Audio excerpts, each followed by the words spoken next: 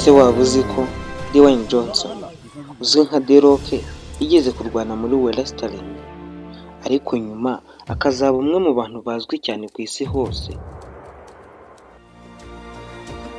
Uyu ni Dwayne Johnson, umukinnyi wa filime, icyitegererezo, icyamamare, ariko haruguru y'ibyo byose ni inkuru y'ubutsinzi, inkuru y'umugabo wavuye mu bubi akagera ku rwego isi yose imuvuga. Uyu munsi tugiye kurebera hamwe uko Dwayne Johnson yabaye umustar nyuma yo kwirukanwa muri wrestling.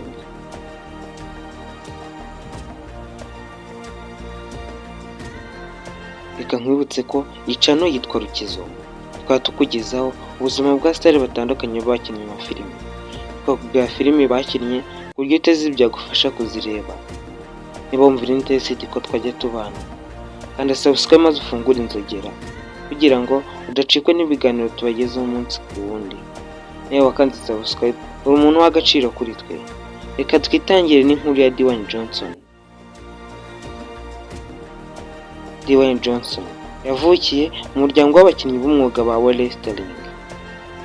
Papa we Rock Johnson yari icyamamare muri wrestling, ndetse na sekuru we Peter Maivia nawe yari umuhanga muri uwo mukino, yari azwi cyane.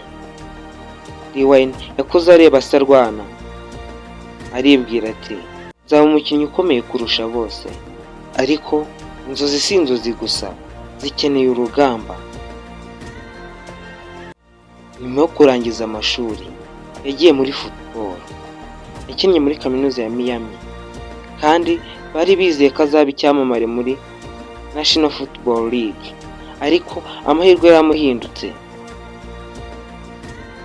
Yagize imvune, ikipe iramwirukana, icyizere cyari kigabanutse. Icyo gihe yatashye iwabo afite $7 gusa mu mufuka. Yagize ati I had $7 back in my pocket, and I knew 2 things.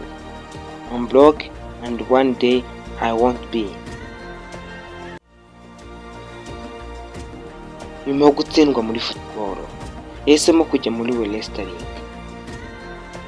Baramwakiriye, ariko atangira abatoza bamubwira ngo uri mugari ariko ntusetsa abantu. Bamuhinduye umuvilani, abantu bamuvugirizaga induru. Amaze iminsi 6 gusa muri wrestling show, baramubwiye bati sorry, ntabwo uri gukora impact, tugiye kuguhagarika. Icyo gihe yarirukanwe ataramara n'umwaka. Ariko Dwayne Johnson ntiyacitse intege, yasubiye ku mirimo ye. Yiga uko yakitwara nk'umukinnyi w'ikinamico, akajya akora jokes, agasetsa abantu, agahindura style ye.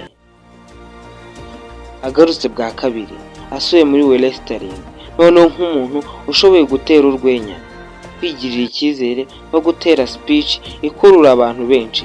Icyo gihe yahise aba icyamamare. Yatangiye gutsinda imikino ikomeye, aba champion inshuro nyinshi cyane. Abafana baramukunze, maze The Rock riba izina ry'ikirenga ku isi. Nyuma yo kumenyekana muri wrestling, Hollywood yaramwumvishe. Icyo gihe yatangiye gukina filimi za action nka The Scorpion King, Fast and Furious, Jumanji. Filimi ye imwe ishobora kwinjiza miliyari zirenga $100 y'Amerika. Ubu ni umwe mu bakinnyi ba filimi bahembwa amafaranga menshi ku isi. Ni umucuruzi ndetse akanaba motivational speaker. Ni icyitegererezo, kandi byose byatangiye ku muntu wigeze kwirukanwa.